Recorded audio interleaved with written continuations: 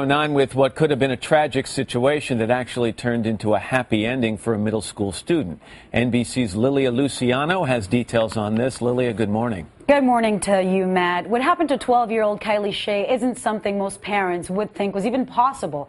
Walking the halls of her school, she suddenly collapsed. And without the quick thinking of 2 teachers and a life-saving device, she might not be here today.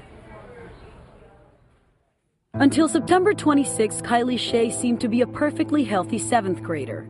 But as she walked the halls of Moss Middle School in a Dallas suburb, she suddenly felt short of breath. I sat down and I fell over, and then I don't remember anything from that. Kylie collapsed to the ground and passed out, as seen on this surveillance footage.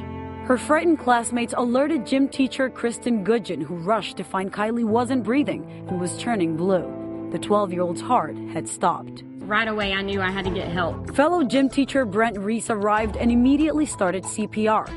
Goodgen rushed to grab an automatic external defibrillator, a device used in dire medical emergencies to jumpstart the heart. In the video, both teachers are seen desperately trying to save young Kylie. It's amazing, the panic, and you see the situation. It's an emergency. With the help of the defibrillator, the teachers stabilized Kylie until a first responder team arrived. She was then airlifted to Children's Medical Center. If it wasn't for this machine and for what they did, our daughter still may be with her today, but she wouldn't be the Kylie we know. Doctors determined Kylie had an undetected heart condition and implanted her with a pacemaker. They say her survival is nothing short of a miracle. Survival from somebody who collapses outside the hospital for a child is around 3%. Not very many.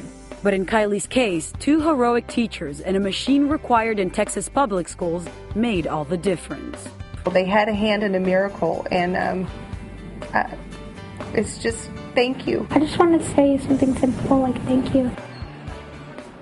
Doctors say arrhythmias made Kylie's heart stop, but they're still uncertain what caused them. Her parents say if the teachers had taken another 30 seconds to come to her rescue, their daughter would not have made it. Matt. All right, Lilia Luciano. Lilia, thank you very much. Kylie Shea is here along with her parents, Cheryl and Mike, and Kylie's brother Joel joins us as well.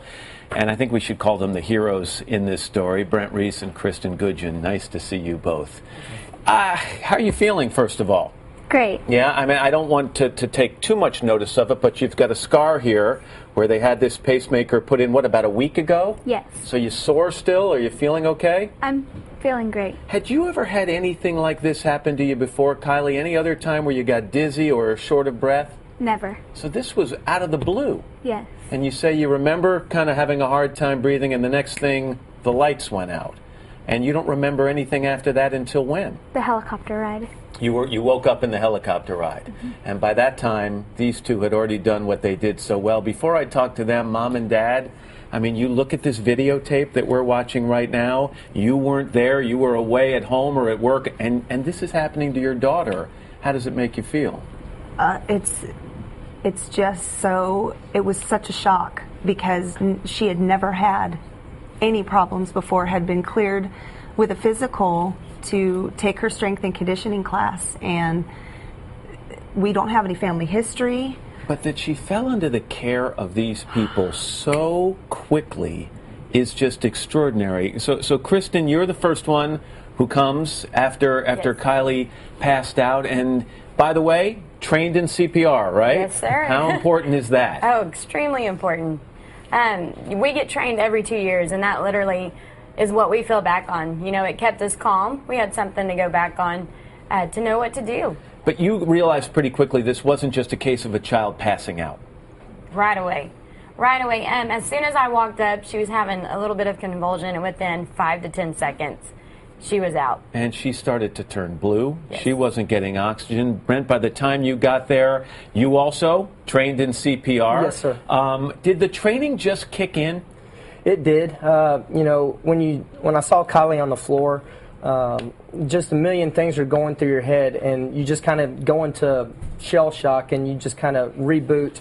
And we went back to the training. But it's not the same as working with that little Rasasa Annie doll or what it is. This is a real person. Mm-hmm. You've got to start, your heartbeat must have been going a mile a minute. Absolutely. Every time I would do an evaluation, I wasn't sure I was wanting to hear.